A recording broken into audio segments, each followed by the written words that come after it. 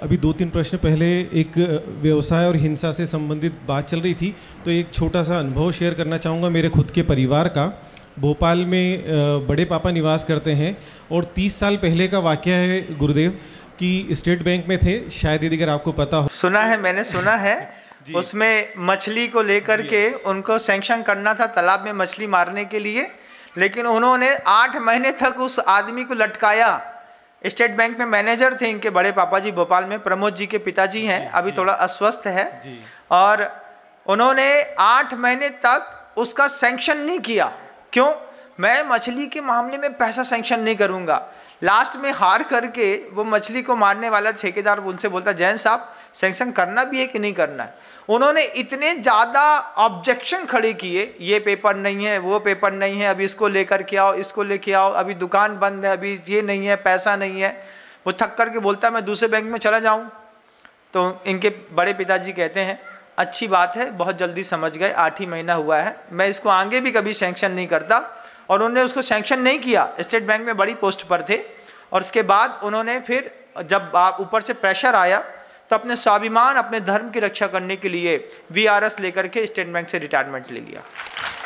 वो वैसे ही था, क्योंकि RM के पास गया तो RM ने कहा कि आज तो मैं कर दूंगा, बट यदि अगर आप RM 2-3 महीने में बनने वाले तो क्या करोगे? तो उन्होंने कहा कि मैं कल आपको जवाब दूंगा। ब्रदर को फ़ोन लगाया और दूसरे दिन इस्तीफा जाके दे दिया। बिल्कुल बिल्कुल बिल्कुल। गुरुदेव, छोटा सा प्रश्न है। हाँ, क्रोध को देखा है कि कई बार ये बड़ा विवेकपूर्ण होता है कि जब आप अपने व्यवसाय में होते हैं, जब आप अपने बॉस के साथ में होते हैं और आप गलत नहीं भी होते हैं और वो आपके ऊपर फायर कर रहा होता है, तो आप क्रोध नहीं कर पाते हैं।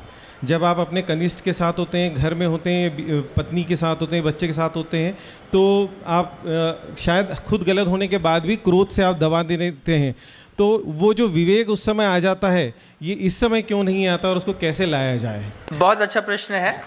इसके लिए एक मुझे भजन याद आ गया जिसमें शब्द थे, बहुत सरल है किसी दुर्बल को धमकी देना और डराना, निर्बल को क्या और सताना, उठे उसे उठा लो तो प्रभु चाहे, तन का क्या श्रृंगार सजाना, मन संगारो तो प्रभु चाहे। ये बहुत पुराना भजन है, आपकी बात सुनकर के आ गया। ऐसा होता है जब क्रोध आता है और बड़ों के ऊपर आता है तो क्रोध बिल्कुल संतुलित और व्यवस्थित रहता है, क्योंकि उस वक्त उसको पता है कि इधर क्रोध करने पर इस क्रोध के दुष्परिणाम हमको भोगने पड़ेंगे। तो क्रोध कितना शातिर है। उस समय कई बार बड़ों के सामने अपनी मान कषाय का, लोभ कषाय का उदय नहीं होता। क्रोध कषाय उदय में आई, लेकिन क्रोध को लोभ बचा लेता है। अब लोभ कैसे बचाता है? क्रोध तो आ रहा है बॉस के ऊपर, लेकिन लोभ है भैया, थोड़ा तेज बोलेंगे तो नौकरी छूट जाएगी। तो धन के लोभ के चक्कर में क्रोध की शक्ति को हम धीरे से धीमे कर देते हैं, और निर्बल व्यक्ति जैसे दिखता है तो बिल्कुल पूरी ताकत से उसको डांटते हैं।